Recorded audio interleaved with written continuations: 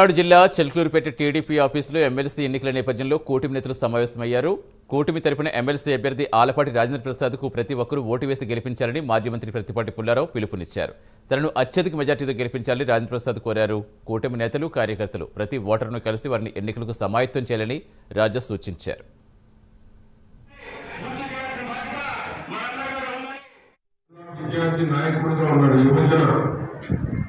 జిల్లా యువజన విభాగానికి అధ్యక్షుడిగా ఉండి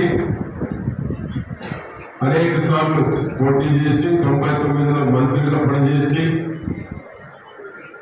ఈ రోజు వరకు ఒక కమిట్మెంట్ గా ఉన్నటువంటి సీనియర్ నాయకుడు నాకన్నా కూడా అటువంటి అభ్యర్థిని మనకు ఎమ్మెల్సీగా ఎంపిక చేశారు. మంచి నిర్ణయం చేశారని రాష్ట్రం అంతా హర్షించిందంటే గర్వంగా తెలియజేస్తున్నారు.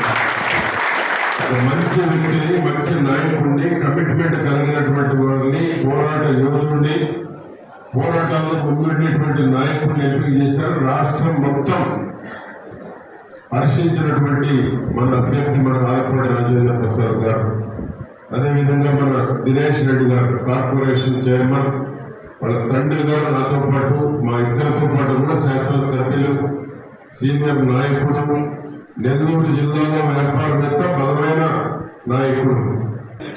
ఎన్నిక సందర్భంగా ఈ నెల 7వ తారీఖున ఉదయం 10 గంటల నుంచి మధ్యాహ్నం 1 గంట లోపల